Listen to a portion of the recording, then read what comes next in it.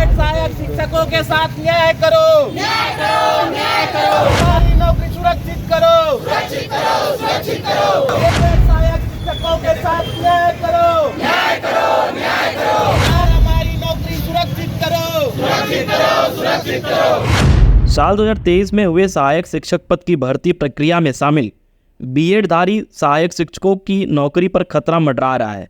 प्रदेश भर के लगभग 3000 बीएडधारी शिक्षकों की नियुक्ति को कभी भी निरस्त किया जा सकता है।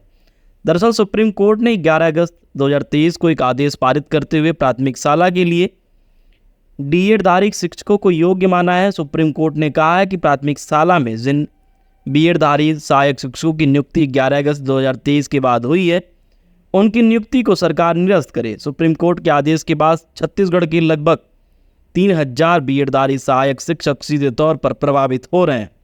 प्रभावित बीएडधारी शिक्षकों का कहना है कि 2023 में हुए सहायक शिक्षक भर्ती प्रक्रिया की मेरिट सूची 2 जुलाई को जारी कर दिया गया है। बावजूद इसके 11 अगस्त 2023 के पहले बीएडधारी शिक्षकों को सरकार ने नियुक्ति पत्र नहीं दिया।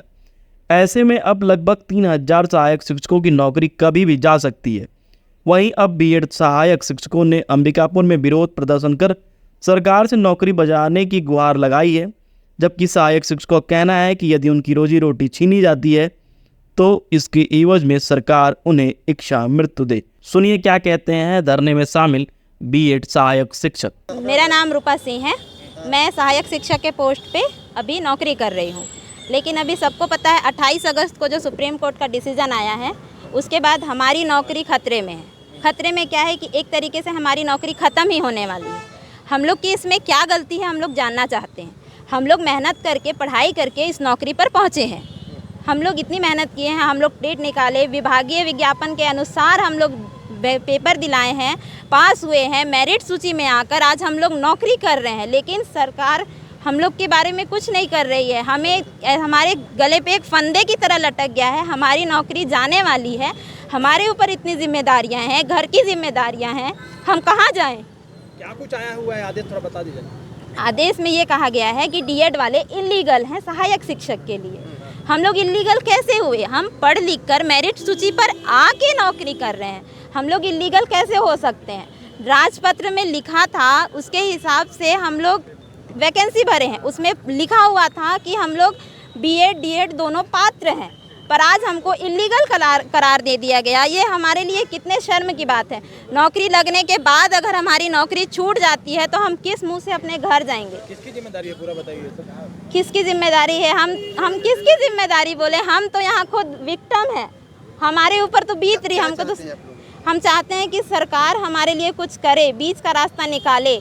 जिस तरीके से 2017 में विभागीय डीएड कराया गया है, हमको भी उसके लिए मौका दे, हमको उसके लिए समय दे, ताकि हम भी डीएड करके अपनी पात्रता रख सकें। अगर उनको ये है कि बीएड पात्र नहीं है तो हमको मौका दिया जाए अपनी पात्रता प्रूफ करने के लिए। बस हमारी यही मांग है कि हमको समय दिया जाए, हमारे लिए विभाग मतलब सरकार कुछ करे, बीच का रास्ता निकाले। मैं सहायक शिक्षक के पद पर पदस्थ हूँ। मैंने बीएड किया है और सरकार के जैसा नोटिफिकेशन निकला था 2023 में, है ना, मई में सरकार ने नोटिफिकेशन निकाला, गजट में उसका मेंशन किया और सब पूरी प्रक्रियाओं के साथ नोटिफिकेशन निकाल करके फिर उसके अनुसार हमने तैयारी की और तैयारी करके हमारा एग्ज़ाम अच्छा गया। उसके बाद रिज़ल्ट आया, रिज़ल्ट आने के बाद मेरिट सूची भी बन गया, है ना, और उसके साथ में हमारे साथ जो व्याख्याताएँ थे और जो शिक्षकों की भर्ती हो रही थी वो भी पूरी हो गई। लेकिन सुप्रीम कोर्ट का एक जजमेंट आया 11 अगस्त को, जिसमें कि केवल डीएड वालों को ही पात्र माना गया प्राइमरी लेवल पे। और सुप्रीम कोर्ट ने फिर बाद में ये कहा कि 11 अगस्त के बाद ज्वाइनिंग वाले जो हैं वो अपात्र हो गए हैं। तो हम केवल सरकार के थोड़े से पेंच में हम फंस गए कि हमारी ज्वाइनिंग 11 अगस्त के पहले नहीं दी जा सकी, जबकि हम लोग 11 अगस्त से पहले पूरी प्रक्रिया कंप्लीट हो चुकी। और आज की स्थिति हमारी ये हो गई है कि सरकार और कोर्ट में जो मामला चल रहा है उसके अनुसार हमको ये लग रहा है कि अब हमारी नौकरी जाने वाली है, क्योंकि हम फैसला हमारे फेवर में नहीं आ रहा है। तो हम ये पूछना चाह रहे हैं कि आखिर इसमें गलती किसकी है? हमने अच्छे से तैयारी किया सरकार के गजट के नोटिफिकेशन के अनुसार। और एक चीज़ और मैं मेंशन करना चाहूँगा कि 2018 में हमारे देश के एनसीटी ने नियम बनाया कि बीएड जो है वो प्राइमरी लेवल पे और मिडिल लेवल पे दोनों में मान्य है और हाई लेवल पे भी मान्य है, बस उसको एक ब्रिज कोर्स करना पड़ेगा। उसी के अनुसार देख करके हमने ऐसा कोर्स चुना जिसमें हम सब में पात्र हों, तो हमने बीएड किया। अब गवर्नमेंट जा करके और कोर्ट जा करके 2023 में उस चीज़ खारिज हो जाती है, तो हम पहले से बीएड किए हुए हैं वो हम कहाँ जाएंगे। आज हमारी नौकरी पे पड़ गई है। लगभग ऐसे कितने लोग? ये सब संख्या लगभग 3500 से 4000 संख्या है जिले सर। में या प्रदेश में? पूरे प्रदेश में संख्या है सर। और इनके साथ में देखिए हमारे परिवार के लगभग 5-6 मेंबर 7 मेंबर जोड़ा जाए तो कुल मिला के लगभग 50,000 लोग प्रभावित हो रहे आगे हैं। क्या करेंगे आप लोग? आगे हम अगर हमको सरकार चाहे ये सपोर्ट नहीं करती है, अगर निर्णय की वजह से हम लोग को निकाल दिया जाता है तो हमारे पास तो रोजी रोटी का संकट उत्पन्न हो जाएगा। हम क्या करेंगे? सरकार के सामने फिर हमको क्या करना, भूख हड़ताल वगैरह पे बैठना पड़ेगा, हमारी रोजी रोटी छिन जाएगी, हम क्या खाएंगे। इससे अच्छा है कि सरकार हमको इच्छा मृत्यु ही दे दे। हमको है ना, जीने का हक ही क्यों दे रही है? जब हमको नौकरी से ही निकाल करके हमारी रोजी रोटी छीन ले रही है तो हमारे जीने का हमको क्या हक है?